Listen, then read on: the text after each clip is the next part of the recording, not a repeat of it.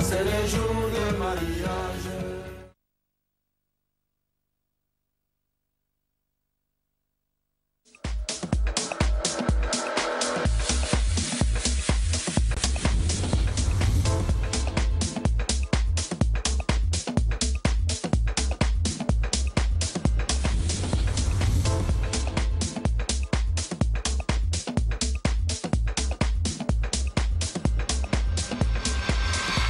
Salut à tous et bienvenue dans Afrobuzz Abidjan. Vous êtes dans la ville qui ne dort jamais et oui, il n'est pas encore très tard, effectivement.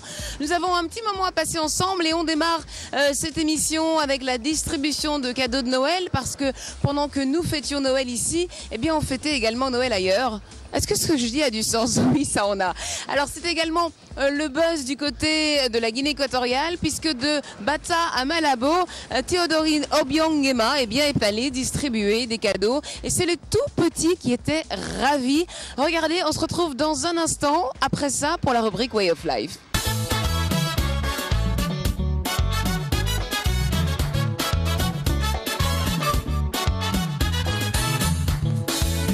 Desamparados, niños abandonados, niños aniquilados.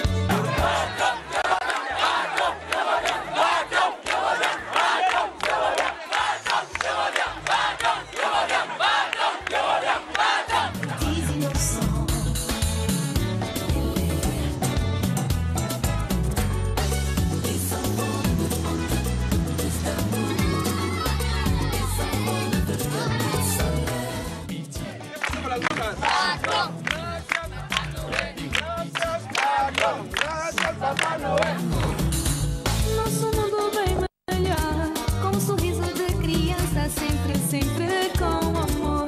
O futuro e a esperança ser complicado, acredita e verás que amanhã tudo muda e o teu sol irá brilhar.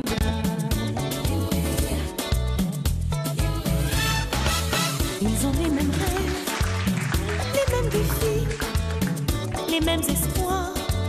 Les enfants du monde, wanataka jua. On n'est pas dans une période électorale. Donc il ne s'agit pas d'une stratégie électorale. Ça fait 12 ans, 13 ans maintenant, qui chaque année, lui-même avec ses propres moyens, donne des jouets. On fait une distribution de plus d'1 million de jouets pour tous les enfants du pays. Les mêmes espoirs, les enfants du monde. Wanataka jua du soleil, na jua. Donnons leur l'amour, un sourire, les enfants ne demandent plus d'amour, de l'amour, les enfants ne veulent qu'un peu de soleil, du soleil.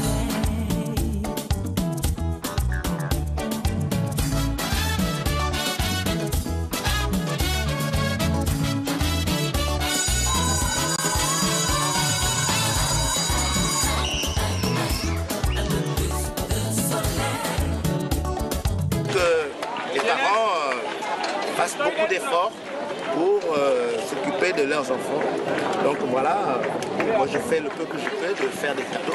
Et j'espère que ça puisse donner d'autres exemples, d'autres personnes puissent prendre cette initiative aussi dans le continent, sur notre continent, hein, de faire des gestes comme ça pendant cette période importante de fête de Noël. Que moi-même, quand j'étais enfant, j'étais toujours très content quand cette date arrivait, sachant que c'était une date que je savais que j'allais recevoir des cadeaux. Voilà pour cette distribution de cadeaux. Véritablement, je regrette de ne pas être toute petite. Bon, c'est pas tout ça. On poursuit Afrobuzz Abidjan avec eh bien quelque chose d'importantissime dans la vie. Ce sont les espaces verts. Pourquoi, comment?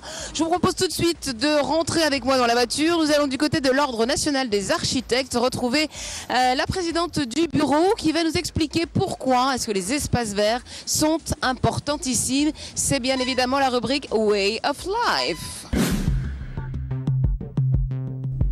Et je monte les marches. Non, bien sûr, je ne monte pas les marches de Cannes, sinon ça se saurait, il y aurait un tapis rouge. Que faisons-nous là? Eh bien, nous sommes tout simplement devant le secrétariat permanent du Conseil national de l'Ordre des architectes. Que faisons-nous ici?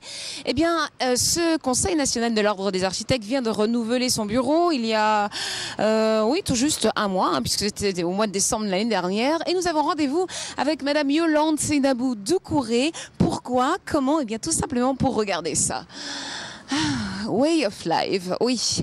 Seynabou Yolande Doucouré, architecte de son état, nous accompagne dans la rubrique Way of Life. Pourquoi? Comment? Vous allez comprendre tout de suite. Nous partons en balade dans Abidjan. Je vais la chercher et je reviens.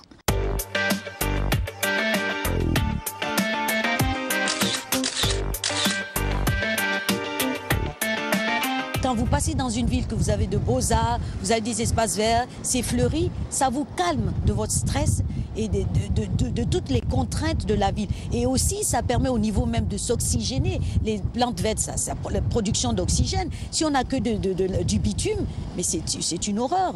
On n'arrive pas au niveau santé, les poumons en prennent et tout. Donc les espaces verts, c'est tout un ensemble. Quand vous allez dans une forêt, vous entendez toutes sortes de bruits des oiseaux. Et quand vous n'avez pas d'espace vert, il n'y a plus de vie, il n'y a plus d'oiseaux, il n'y a plus rien.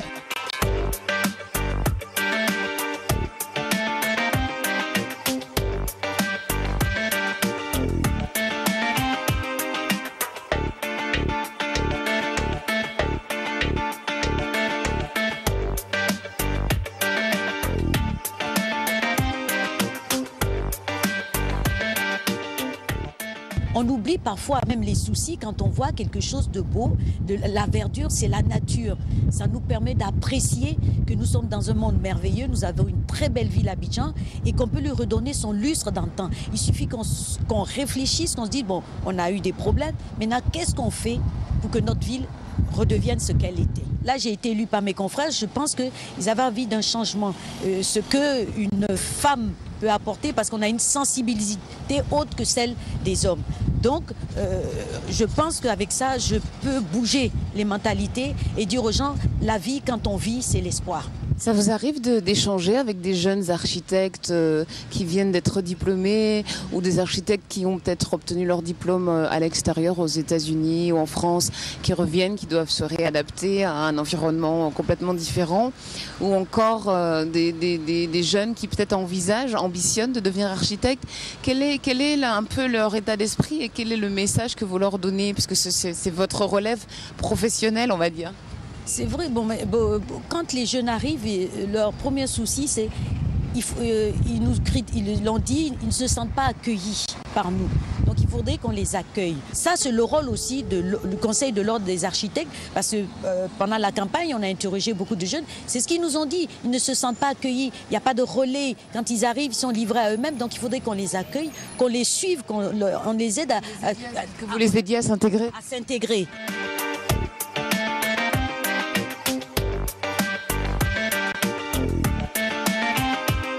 On traverse un quartier qu'on appelle un quartier précaire, extension.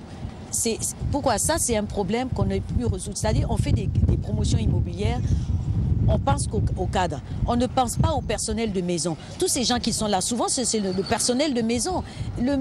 Avec le peu qu'il gagne, il ne peut pas habiter à 20 km de chez lui. Et c'est ce qui crée ces quartiers-là. Bon, vous avez ces quartiers précaires. Il ne s'agit pas de les déplacer. C'est un sérieux problème.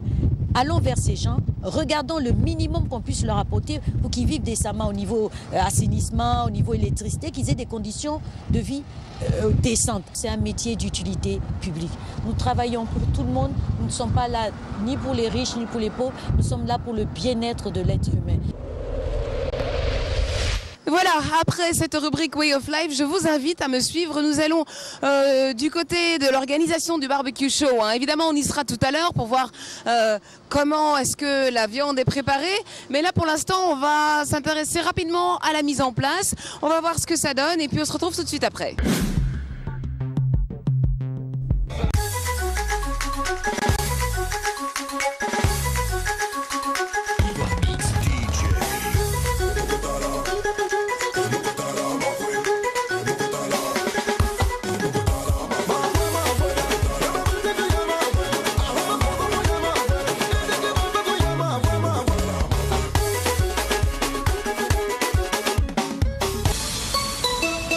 Merci beaucoup.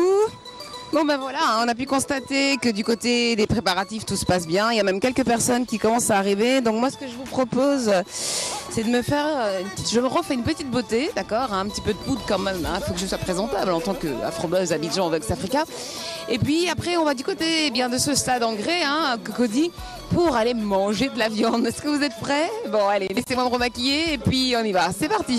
Je viens vous déranger, amis.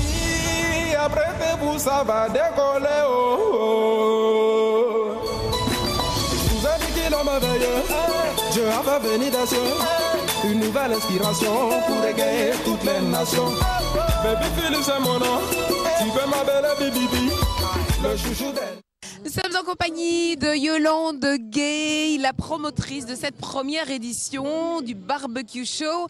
Alors, elle va nous faire un petit peu le tour du propriétaire. Yolande, expliquez-nous comment est-ce que vous êtes venue l'idée d'organiser ce Barbecue Show. On peut marcher vite à Marcadam, il n'y a pas de souci. Alors dites-nous. D'accord. L'idée est venue du fait que pendant les fêtes de Noël, les familles aiment se retrouver, passer du beau temps, au moins sortir de la maison. Oui. Voilà. Parce que toute l'année, on peut partager un repas en famille, mais pendant les fêtes de Noël, on a envie de sortir, rencontrer d'autres personnes, rencontrer d'autres familles et tout. Donc on s'est dit, pourquoi ne pas offrir une plateforme où les familles pourront manger, partager ce qu'ils ont en commun, la musique, un peu de tout. Et donc voilà, on a organisé ce barbecue show et on espère avoir satisfait toutes les familles qui étaient présentes aujourd'hui. L'année prochaine, pour tout ce qui est innovation, on travaille pour vous, toutes les familles, les jeunes cadres, nous avons besoin que vous veniez l'année prochaine et il y aura encore de très belles surprises.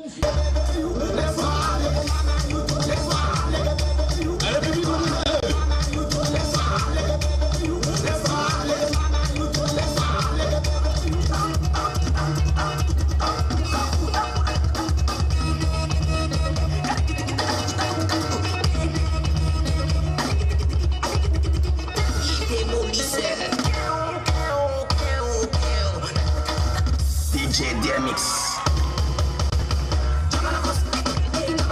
DJ Harrison Wafri.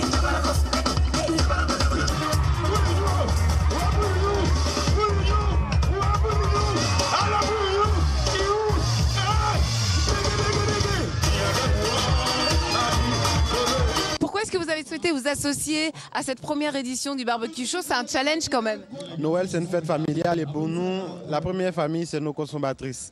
Et il est important pour nous, à chaque occasion qu'on a, de fêter avec ces consommatrices-là et de leur apporter certains messages sur la marque qu'on a. On a cru en elle, on est satisfait. Je pense qu'il y a du professionnalisme derrière cette équipe. L'année, on n'a pas caché de le lui dire. L'année prochaine, on l'accompagnera. Voilà, donc on l'accompagnera. Chers téléspectateurs d'Afrobuzz Abidjan, voici venue la fin de l'enjaillement abidjanais. Bon, j'ai les cheveux qui sentent un petit peu le cramé, mais bon, c'est un petit peu logique. Après un bon shampoing, il n'y paraîtra plus. C'est donc la fin de ce Barbecue Show édition 2014. Il ne me reste plus qu'à vous souhaiter une bonne fin de week-end. Je vous donne rendez-vous la semaine prochaine sur Vox Africa, où les Afrobuzz se suivent et ne se ressemblent pas. Waouh, j'ai trouvé ça toute seule, génial. Allez, à la semaine prochaine, prenez soin de vous et soyez carpe diem. Bisous.